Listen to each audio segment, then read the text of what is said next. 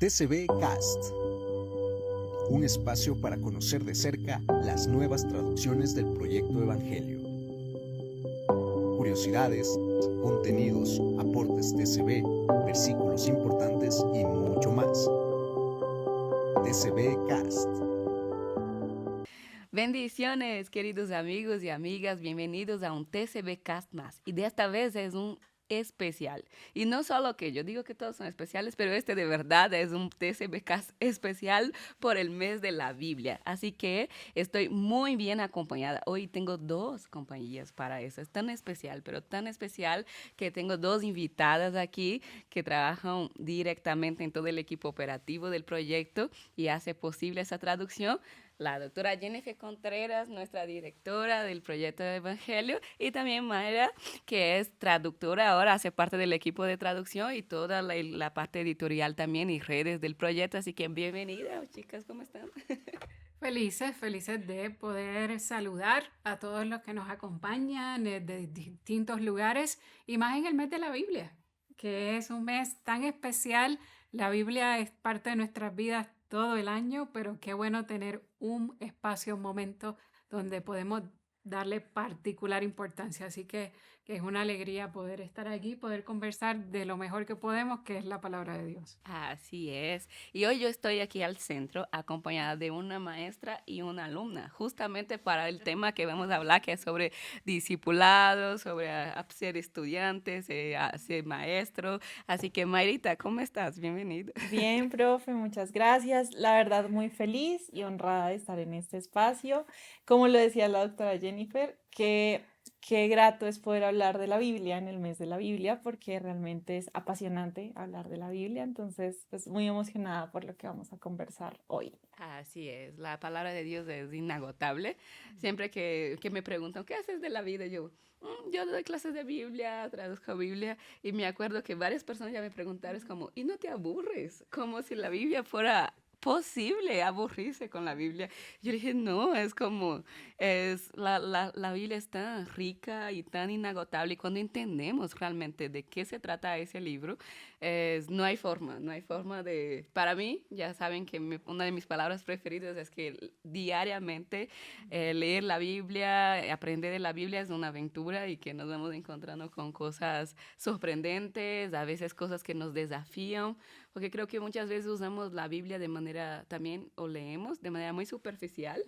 Y yo siempre digo a los estudiantes que la Biblia no es curita, ¿no? La Biblia es espada.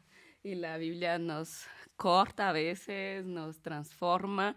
Y en este mes de la Biblia esa es la idea, ¿no? Ser transformados por la palabra de Dios y que ella venga y nos abra, ¿no? Y nos escudriñe, no solo esa mutua relación de escudriñar la Biblia, pero permitir también que la Biblia nos escudriñe a nosotros. Y para esa serie, por el mes de la Biblia, tenemos que seleccionar de toda la TCB cuál sería una porción de la Biblia para hablar. Y yo creo que el Sermón de la Montaña puede resumir toda la esencia de esa Biblia como nuestra guía de fe y de práctica.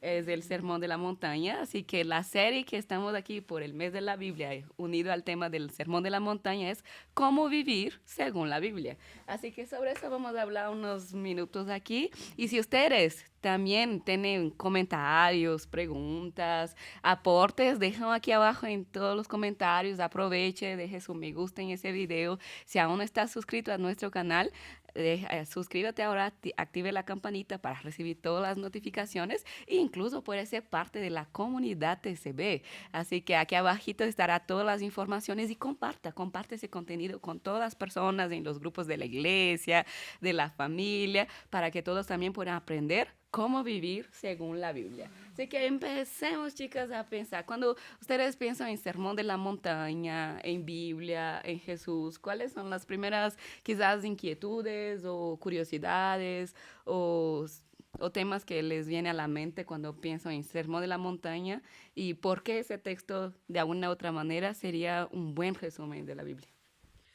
Yo creo que el Sermón de la Montaña, tenemos una inmensa variedad de temas, que es lo que nos lleva a esta es la manera de cómo vivir, que tiene que ver con, bueno, no solo con el actuar, sino con el ser, que es uno de los énfasis que hace la TCB en cuestión de, hay un cambio que va más allá de mi conducta, es algo más profundo. Pero señalando quizá algo, creo que inmediatamente a nuestra mente o a mi mente, una de las partes que más me gusta es cuando habla un poco del afán y del estrés y de algo que que nos podemos identificar de una manera tan cercana en el diario vivir, de cómo nosotros debemos enfocarnos en descansar en el Señor.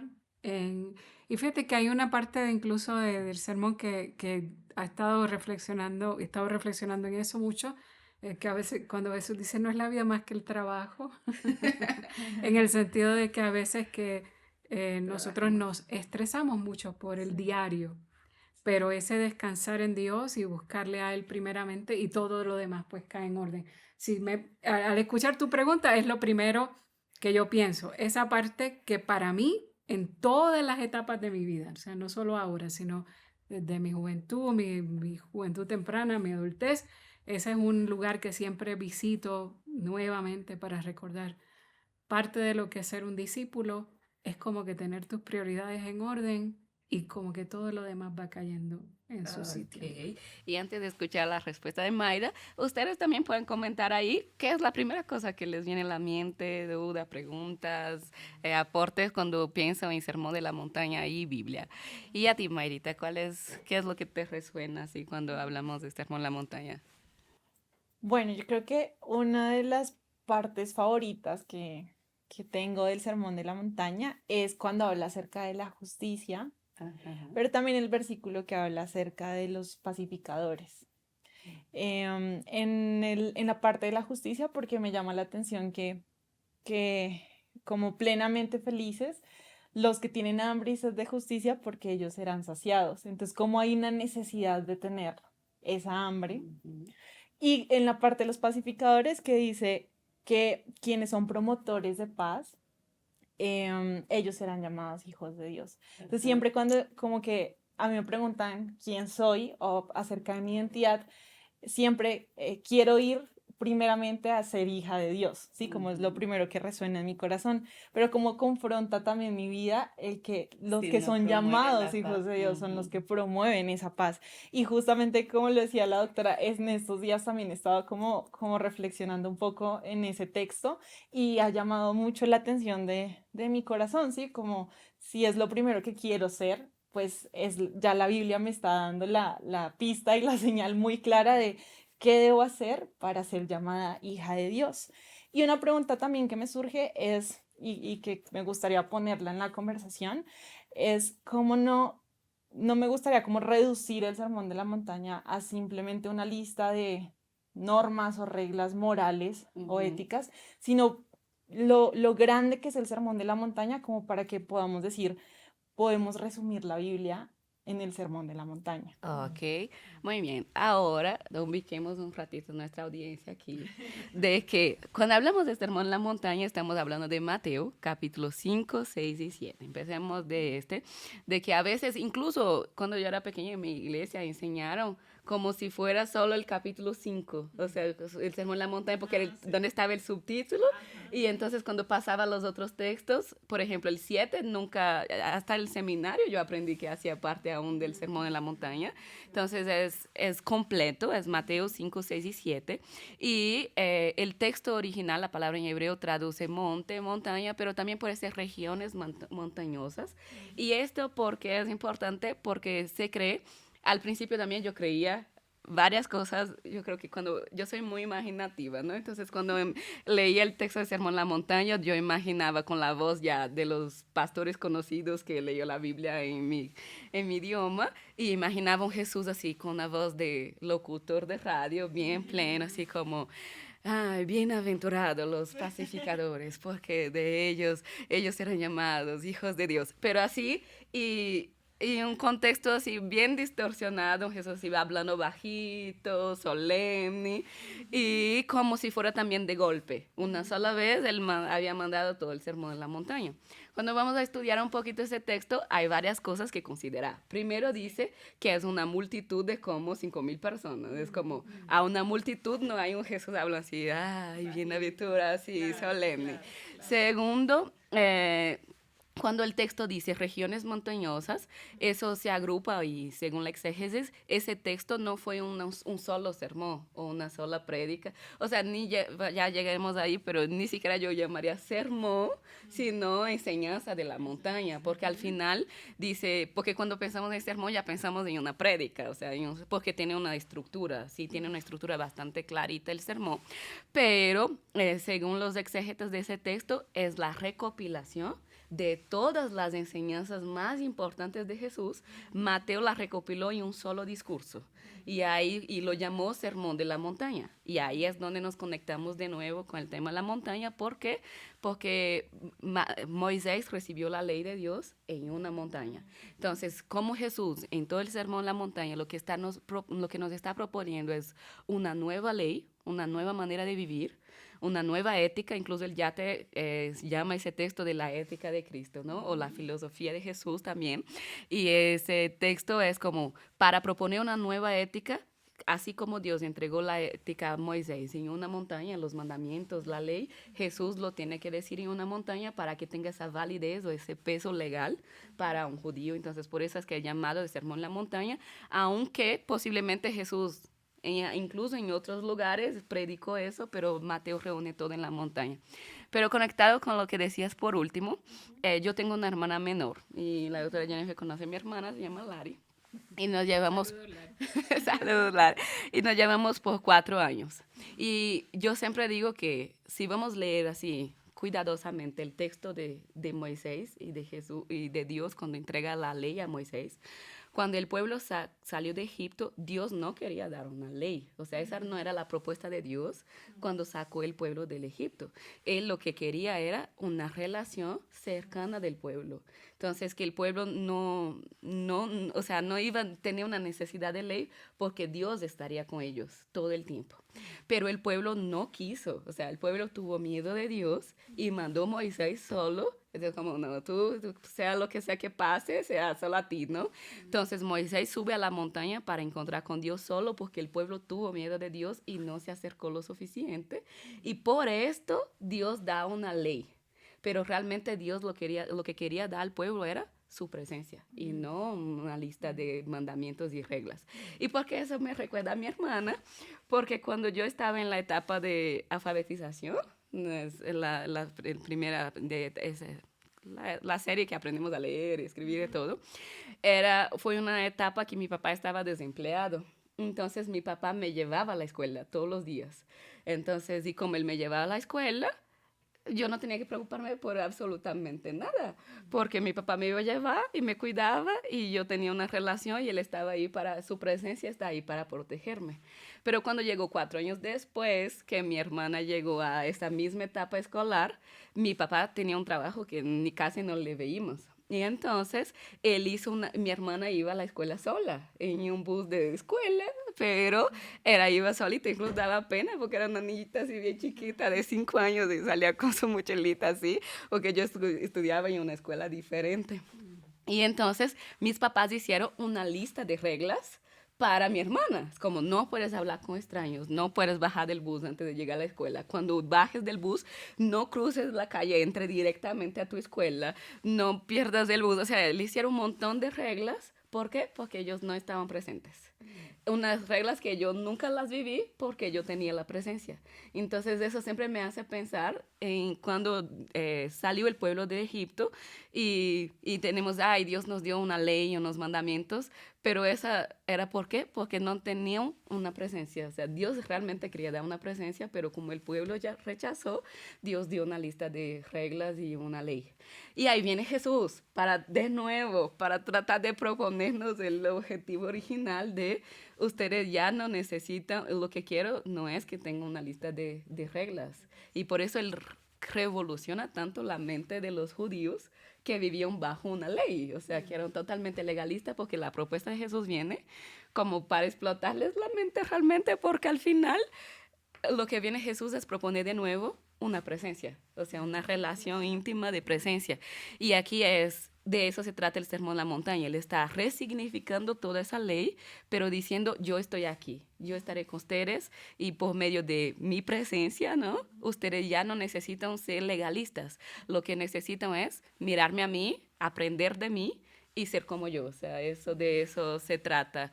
Y ahí creo que si entendemos eso, ahí nos conectamos con lo que mencionabas al principio, de que el Sermón de la Montaña y el cristianismo en general no es sobre hacer, no es sobre, ay, eso puedo, eso no puedo, hablamos tan mal, creo, a veces de los fariseos y seguimos en este mismo legalismo, porque igual queremos buscar, cuando hacemos la pregunta, ¿cómo vivir según la Biblia? Queremos buscar qué es lo que tenemos que hacer y qué es lo que no tenemos que hacer. Cuando la propuesta del Sermón de la Montaña es mucho más profunda que esta, que es cambien su manera de pensar para cambiar su manera de vivir, como dice la TCB, y en eso está. Y ahí, ¿qué es lo que vamos a vivir ahora? Una fe por identidad. Una identidad que tenemos en Cristo Jesús, ¿no? Y yo creo que esa idea también a veces leemos en ese sentido el Sermón de la Montaña como si fueran unas cosas que tenemos que llegar a ser para poder ser discípulos. Y yo creo que es una propuesta bien demoníaca, bien satánica, porque al principio Dios nos hizo, vamos a decir, perfectos, y ahí llega la voz del enemigo, de la serpiente en Génesis, y dice, no, porque si ustedes hacen esto, llegarán a ser como Dios, llegarán a tener el conocimiento. Entonces yo creo que cuando resignificamos esto, de transformar nuestra mente para ser discípulos de Jesús, es algo que Él ya nos dio todo el potencial para hacer, y solo con esa transformación mental es como que tenemos que asumir esa identidad o activar esto, porque de seguir el modelo, porque Él ya vino y vivió y nos dejó el ejemplo clarito de cómo tenemos que vivir y lo que no tenemos que vivir. Por eso es que el Sermón de la Montaña también empieza en Mateo 5 diciendo, y la multitud se le acercó, él empezó a enseñar, no, que había una multitud, pero a ver si tienen ahí a Mateo 5 específicamente en la TCB, pero que la multitud le seguía, pero sus discípulos se le acercaron. Entonces, si tengo que poner incluso ¿para quién es el Sermón de la Montaña? Obviamente, toda la Biblia es para todas las personas, pero yo creo que específicamente es para los discípulos. ¿Y quién son los discípulos? Los que se acercan para aprender. O sea, y ahí, sí, aquí la TCB dice, al ver Jesús a la multitud, subió a la montaña y se sentó. Esa es otra cosa bien chévere, porque solo los maestros se podían sentar para enseñar. Entonces luego se acercaron sus discípulos y ahí tomó la palabra y empezó su discurso ético. Entonces está una multitud que sigue a Jesús, pero solo los discípulos son los que se acercan. Y yo creo que hoy seguimos en esto, en el cristianismo. Es la religión más popular del mundo, o sea, pero no sé si toda esa multitud que está ahí, que se dice cristiano, realmente son esos discípulos que se acercan para aprender con el maestro. Muy bien. Sí, hay varias cosas que está genial poder construir sobre ellas, que incluyen que Mateo, en esta manera de ver, porque en efecto, ese es cuando nosotros pensamos en el Sermón de la Montaña, en este caso, pensamos en eso, que Jesús se sentó y estuvo haciendo este discurso, esta enseñanza, pero es bueno hoy hacer ese énfasis. Estamos hablando de que el autor hace como una recopilación de las enseñanzas de Jesús, y recordando que el propósito de Mateo, del Evangelio de Mateo, es un propósito pedagógico o didáctico, podríamos decir, donde los nuevos creyentes empiezan a recibir esto es el Evangelio. Y así que hay algo bien bonito en verlo así, en ver que el inspirado por el Espíritu, el autor, diseña esto y lo pone, lo concentra para nosotros. Y en el ser discípulos, bueno, me gusta mucho cuando dijiste lo que el Señor quería, lo que Dios quería dar era su presencia. O sea, creo que esa frase está buena para un buen sermón, pero es eso, es recordar que Jesús en su amor bueno, y Dios en su amor a través de su Hijo Jesús vuelve y hace este acercamiento. Y creo que de eso se trata también pensar en la Biblia este mes. Que aquí está Dios haciendo este acercamiento a través de su palabra y la invitación sigue siendo a no ser multitud, sino ser discípulo. Y el discípulo es el que aprende. Hace muchos años yo escuché a un pastor que dijo una frase que a mí me impactó mucho, que decía que los discípulos son los que se llenaban del polvo del maestro cuando caminaba, porque estaban tan cerca caminando detrás de él que el polvo que levantaban las sandalias se quedaba con ellos. Esa frase me pareció muy poética y muy bonita y creo que es la invitación. El discípulo está en constante aprendizaje, que eso es importante saberlo, que esta identidad y este retomar no pasa de un día para otro. Y está bien incluso. O sea, está bien, es un proceso de toda la vida. Y Dios es tan bueno que nos permite ese proceso y nos acompaña en ese proceso. Así que es como escuchándote, es una reacción que viene y es tan bonito. O sea, la palabra de Dios es algo que nos invita y que toca todo lo existencial. La felicidad, las relaciones con los demás, o sea, todo está como concentrado aquí de una manera tan intencional, tan bonita. Sí, así es. Y creo que pensando también en lo que han dicho las dos, en el versículo 17 del capítulo 5 dice, no piensen que vine a destruir la ley o los profetas, no vine para abolir nada, sino a interiorizarla. Y creo que ahí, en lo que decías, doctora, está la forma en que nosotros podemos interiorizar la palabra de Dios y la ley, vivirla y darle ese pleno significado. Como decíamos, a veces se ha tomado como esa lista de normas morales que tenemos que seguir y no es así, es muchísimo más profundo. Y realmente la forma en que podemos interiorizar la ley y la palabra de Dios es acercándonos a Jesús. Siendo como ese discípulo que es tan intencional en el acercarse para poder encontrar el pleno significado de cada una de las palabras que él nos dejó y que son tan profundas y que cada vez que las leemos creo que nos confrontan de maneras distintas, pero que está haciendo ahí como algo en el corazón. Creo que un libro que me impactó mucho en la vida fue el libro de Bonhoeffer, que él escribió en la época incluso de guerra y todo, que se llama Discipulado. O tradujeron como El costo del discipulado. Y él habla del sermón en la montaña en ese libro. Y a mí incluso me fue una experiencia interesante porque es un libro que no me parece de fácil lectura. O sea, es un libro que tiene su gradito académico.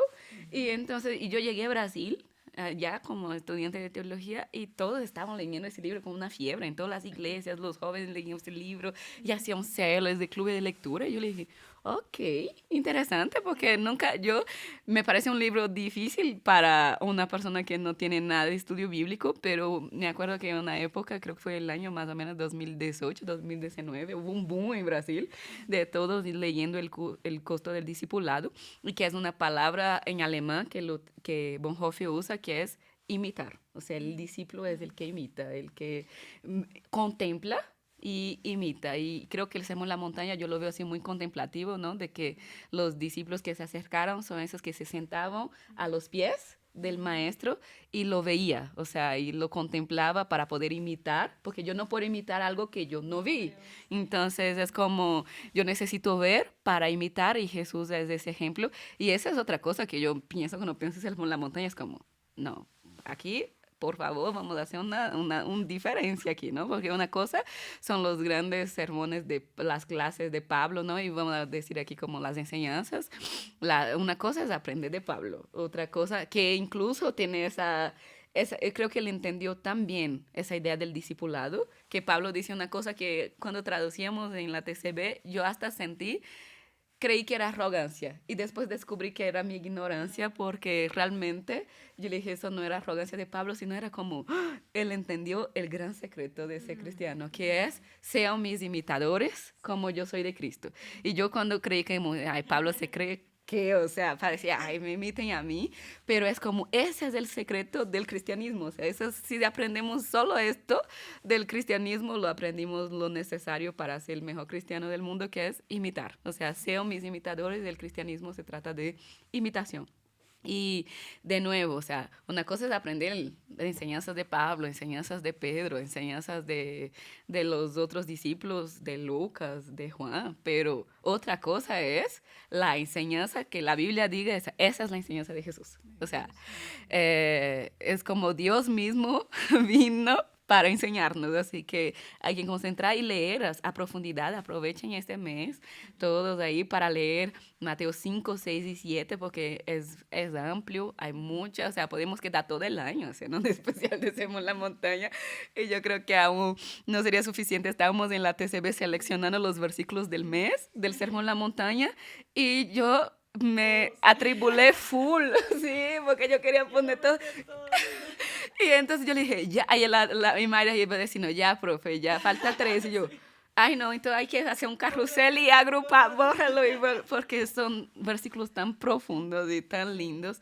Y creo que empieza con el tema del secreto de la felicidad. Y yo creo que ese es el objetivo de nuestras vidas, ¿no? Porque hay tantas películas y libros, o sea, pero todos creo que vivimos al fondo, desde Aristóteles ya decía esto, que el hombre tiende a esto, a la felicidad. Entonces, todo lo que trabajamos, ¿por qué trabajamos? Para tener, subsistir, o sea, tener condiciones de vivir bien, vivir feliz, o recibir algún tipo de dinero para hacer las cosas que nos hace feliz, pero, o sea, si vamos a hacer ese rastreo, toda nuestra vida gira o camina hacia ese objetivo de ser feliz. Y Jesús empieza así, o sea, empieza su sermón en la montaña diciendo, de entrada les voy a decir el secreto de la vida. Ajá. Y es como, eso también es otra cosa que pienso para el evangelio, ¿no? Porque muchas veces también distorsionamos tanto el evangelio que creemos que el evangelio es lo contrario de la felicidad. O sea, el evangelio es aburrido, que el evangelio es pesado, y Jesús empieza su discurso como, no, yo les voy a dar el secreto de la felicidad. Pero ahí es donde está también la cosa, porque el secreto de la felicidad de él es al revés de lo que plantearíamos nosotros como felicidad, ¿no? Y aquí ya deja claro esa lógica de Dios y la lógica del reino, porque creo que el Sermón en la Montaña también es esa cultura del reino de Dios, de enseñar a vivir, a ser hijos de Dios, a vivir como cristianos, a ser discípulos. Y ahí él empieza como feliz, plenamente feliz, como traduce la TCB, son los que son pobres. Plenamente feliz son los que lloran, y esa quizás sea la más contraria de todas. Plenamente feliz son los misericordiosos, pero hasta ahí vamos bien, está bien, vamos a poner que esa no es tan contradictoria. Plenamente feliz son los perseguidos. Ay, no, a mí me molesta tanto cuando siento que hay una persecución, y es como, y ahí viene Jesús y nos plantea cosas así al revés de nuestra lógica, y él y ahí está la felicidad. Y entonces, obviamente, en las notas al pie de página de la TCB ustedes pueden profundizar en qué significa cada una de esas palabras que Jesús planteó también, porque no necesariamente cuando él dice pobre, no es exactamente la idea de pobreza también que tenemos nosotros. Cuando él dice perseguidos, ¿perseguidos por qué? Entonces, perseguidos a causa de mi nombre, y todas esas situaciones que hay que definir también. Creo que fuimos muy generosos en la TCB con las notas al pie de páginas de definiciones, pero él empieza con los pobres de espíritu, según Mateo. Y es un texto que está también mucho, ese texto cambié mucho mi manera de leerlo después que estudié los manuscritos de Qumran, porque ese texto que es anterior a Jesús, y ese texto está en los manuscritos de Qumran, haciendo una asociación con los que se inclinan, con las ramas, los árboles que se inclinan, ese son lo que Qumran pone para los pobres. Y ahí la TCB tradujo como que dependen del espíritu, porque es un término que se usa para pobres, un sentido de dependencia. Y creo que si no somos dependientes tampoco vamos a ser hijos, o sea, porque al final los hijos dependen, ¿no?, de sus padres para vivir. Y hay tanta cosa en eso de inclinarse, ¿no? Y ser no solo reverente, sino como moldeable. Yo veo el inclinar como alguien que o sea, es moldeable para poder aprender, o sea, es enseñable, creo que sería esa palabra. Y ahí él viene con una lógica así bien bien contrarias a lo que creemos. Después pasa un otro texto que me encanta. Es que a mí me gusta toda la Biblia, ¿no? Pero, y el sermón más. No nos habíamos dado cuenta. Sí, no puedo elegir una parte, pero les tengo una pregunta técnica aquí. ¿Ustedes qué creen del sal que se daña? Porque y ahí lo que mencionábamos al principio, porque Jesús dice, ustedes no llegarán, en lo que Jesús dice no es, y ustedes llegarán a ser la luz del mundo, y ustedes llegarán a ser el sal de la tierra. No, él dijo, ustedes son. O sea, esa idea del ser, de la identidad, de algo que ya somos y que Dios nos hizo. Así, lo que tenemos es que transformar nuestra mente y asumir esa identidad. Ahí usa el término del sal y de la luz. Y ahí dice, pero si el sal ya no pierde su sabor, ¿ustedes cómo entienden que el sal pierde sabor? ¿Cuándo es que un sal llega a perder el sabor? Si el sal no caduca, por ejemplo. El sal propio no caduca. Así que, según ustedes, ¿por qué un sal perdería su sabor? Yo creo que yendo por la línea de lo que él está llevando, creo que tiene que ver con esencia, tiene que ver cuando algo pierde su esencia, cuando quizás está guardado mucho tiempo, descuidado mucho tiempo, puede perder su esencia. Pero la sal es algo muy, muy fuerte, es un elemento muy fuerte. Para que llegue a ese punto, tiene que ser algo bastante... O sea, bastante drástico, diría yo. Pero aún así, conectándolo con ese tema de esencia, es decir, ustedes son sal y no pierdan esa esencia. Que al perder su esencia, entonces todo lo demás se afecta. Y aquí está, es que igual el sermón o la enseñanza en su totalidad va hacia cosas tan existenciales y tan de nuestra vida interior, que es de donde fluye entonces todo lo demás. Ese ser, ustedes son la luz, son la sal. Y ese son nada más a mí me sacude en cuestión de decir, es más que lo que hago, más lo que hablo, es lo que soy y de ahí fluye. Así que creo que hay hasta algo bastante drástico, aunque Jesús, él como buen maestro que es, usa imágenes bien drásticas, o sea, imágenes que te van a confrontar, que te van a hacer esa pregunta, ¿qué es lo que puede hacer que la sal deja de ser salada? Entonces creo que Jesús en su maravillosa manera de enseñar supo confrontar en eso, en cuanto a lo que es ser. No lo pierdas tu esencia. ¿Y tú, qué crees que es que la sal pierde el sabor? ¿Cuándo es que una sal llega a perder el sabor? Sí, es como curioso la, la afirmación, porque es lo que da el sabor, ¿no? Pero no sé, se me ocurren varias ideas. Lo primero, pues que la sal es un compuesto y al tener las partes separadas, pues no es sal, entonces no va a ser ese sabor de la sal. Lo segundo es que la sal pueda contaminarse con algún elemento o sustancia adicional, que lo mismo, ya no sea en esencia, como le decía la doctora, en esencia sal, sino tenga una afectación en su composición. Pero lo tercero que se me vino a la mente es que en Colombia hay unas minas de sal y precisamente yo estoy casada y mi esposito me pidió matrimonio en una mina de sal. ¿En serio? Sí. Qué Y cuando fuimos, pues yo no sabía ese día, no sospechaba nada de que él iba a hacer su propuesta de matrimonio. Y estábamos en un tour con mis suegros, con mi cuñado, y nos estaban explicando como varias cositas de la sal. Y hay como un tipo de sal que si no estoy mal, es como salmuera, que es como una sal que es de color negra.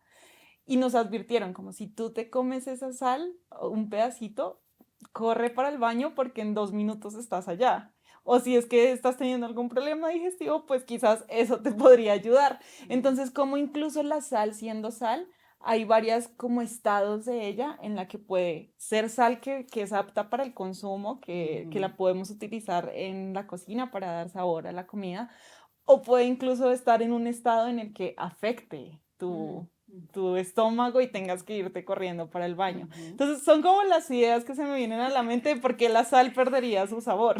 Sí, y la sal es tan importante. Otra cosa que de eso de la sal es que la sal cuando es notada ya está mal, o sea, ya pasó del punto, ¿no? Porque yo aquí, otra cosa que ella sabe muy bien sobre mí es que yo soy brasileña y la mayoría de los brasileños nos gusta mucho la carne. Y entonces últimamente yo probé una carne que estaba buena porque yo hablo mal de todas las carnes que pruebo por aquí, que nunca son bien lo suficiente para mí, pero recientemente yo probé una carne que estaba muy buena. Y entonces yo le dije, oh, me probé una picaña brasileña y salió bien, salió bien. Y entonces yo elogié al chef, le dije al restaurante, yo le dije, muy bien, ustedes pasaron mi prueba súper exigente de consumo de carne. Y yo le dije, pero en ningún momento yo reconocí que la sal estaba en el punto perfecto, o sea, porque no estaba ni sin sabor ni demasiado salada, porque cuando hay demasiada sal y se nota la sal, ya se dañó la comida también. Entonces, cuando dice también que nosotros somos la sal, es como para que se siente el sabor, pero nosotros no podemos también quedar con la gloria o ser notado demasiado, porque cuando somos notados demasiado ya dañamos, ¿no? Pero arqueológicamente responden la pregunta que les hice. O sea, primero, la sal que comemos nosotros es mezclado con otros, como mencionabas, con otros compuestos y por eso no es cuando compramos una sal en el súper, viene con una fecha de caducidad, porque la sal no se daña, pero lo demás sí. Entonces, por eso pone aunque es larga la fecha de caducidad, sí se mezcla. En la época de Jesús, toda esa región de que le estaba hablando consumía la sal del Mar Muerto. O sea, que el Mar Muerto es el más salado del mundo, por eso es muerto. Y eso es otra cosa que es bien interesante.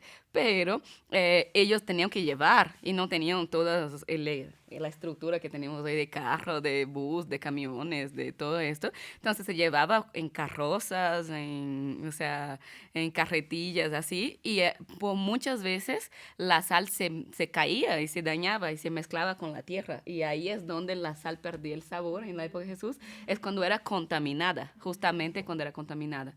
Entonces, nosotros somos la sal y no, eso no se pierde, eso es perfecto, pero si nos dejamos contaminar por las cosas de ese mundo, perdemos nuestro sabor, ya no servimos para el consumo.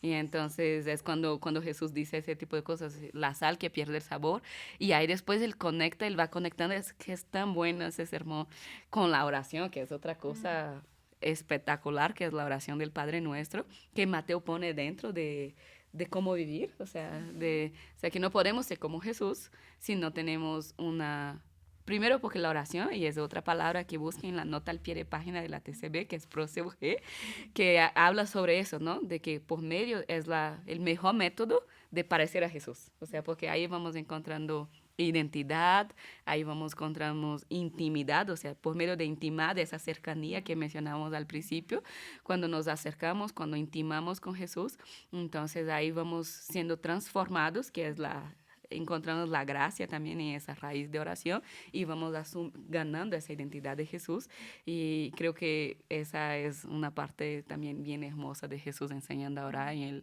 el Padre Nuestro. Y después viene porque la gente también dice, es que Jesús facilitó, Jesús en el Sermón de la Montaña, él endureció mucho la ley de Moisés, ¿no? Porque dice, escúchenlo, a ustedes eso fue lo que les fue dicho, pero yo los digo, y ahí cambia muchas cosas en ese yo los digo, y termina el sermón con la idea de las casas también, de que los que oyen y no practican, no sirve de nada. Entonces, toda esa enseñanza tiene que ser llevada a la práctica, si no, no va a servir. Pero en el capítulo 6, creo que es el capítulo 6, ¿verdad? Que hay un texto que a mí, y yo siempre digo, es el único texto de la Biblia que yo tengo miedo. Yo amo el Apocalipsis, no tengo nada de miedo, ni la literatura apocalíptica, ni todos los profetas. Igual me encanta Ezequiel con sus visiones así súper asustadoras. Pero eso al contrario. Pero el texto del capítulo 6 y ahí 7, cuando él termina el 7, ya al final del sermón, y creo que es la conclusión, él va a empezar a concluir ese sermón de manera así muy enfática, y para que nosotros empecemos a concluir ese video también, es el texto de que él va a dar una clave que creo que es interesantísima, que no siempre el éxito ministerial o el éxito así, para los demás, ¿no?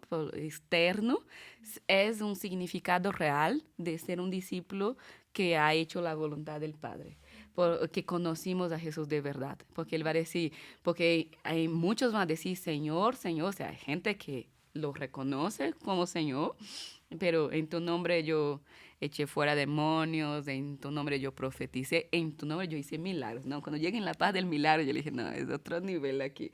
Y en tu nombre yo hice milagros y Jesús va a decir, no, aléjense de mí porque yo nunca los conocí íntimamente, ¿no? Otra nota al pie de página para que ustedes lean ahí, pero, y ahí va a decir, ¿y qué es lo que ellos no hicieron para conocer a Dios o qué implica ese no conocer íntimamente?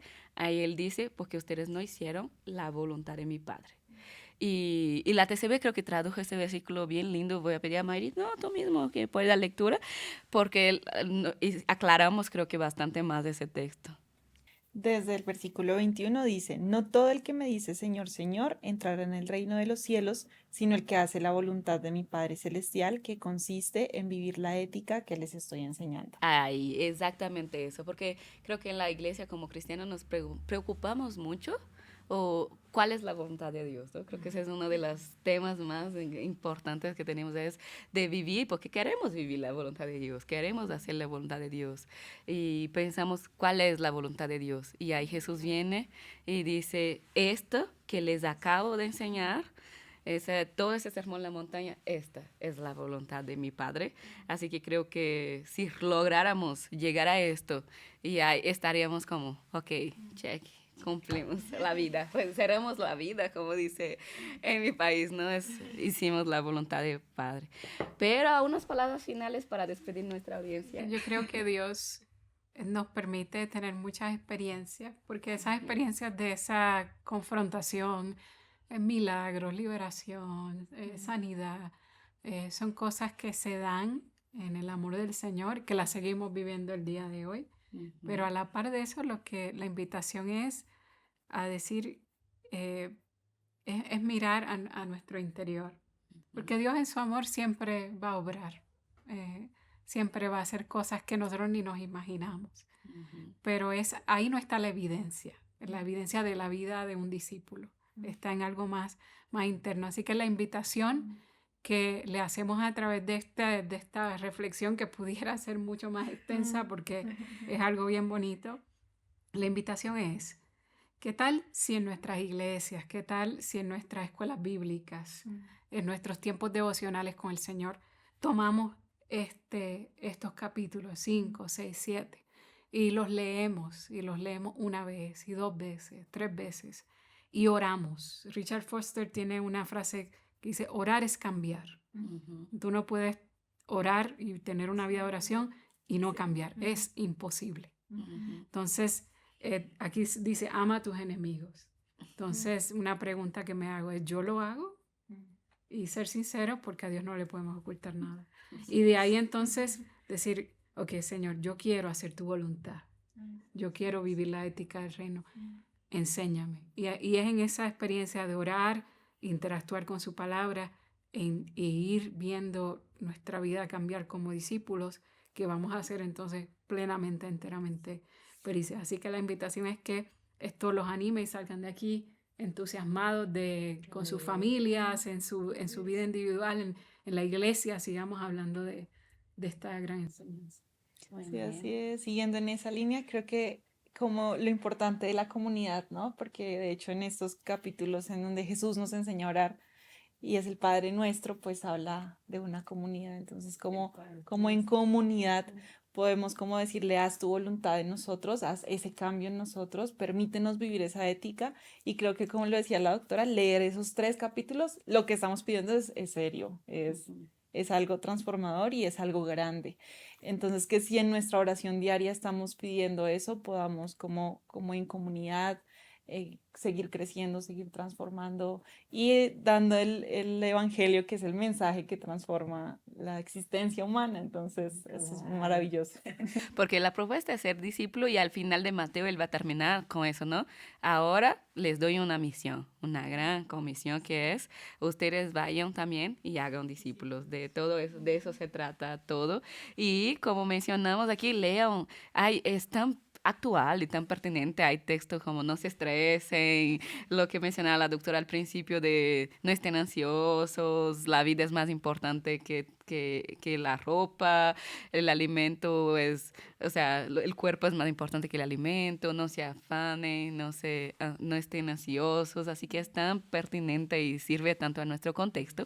Y desde aquí de la TCB, en esa serie del especial de Sermón en la Montaña, vamos a seguir en esta temática, así que tenemos Biblia TCB comentada sobre Sermón en la Montaña, tenemos audiobook de Sermón en la Montaña, tenemos cómics de Sermón en la Montaña, así que estén muy atentos a todas las novedades, los versículos diarios también, el maná diario que decimos, están sobre el sermón, así que las palabras claves de la Biblia, con el Yate explicando también algunos términos aquí del Sermón en la Montaña, así que empapémonos del Sermón en la Montaña para aprender la esencia, una palabra que repetimos tanto del Evangelio, que transforma toda la existencia humana, y comparte una vez más, comparte ese contenido, y no solo este video, sino todos los materiales que estamos disponibilizando para ustedes, para las iglesias y para sus familias, y para vivir esta experiencia, como proponía aquí la doctora Jennifer,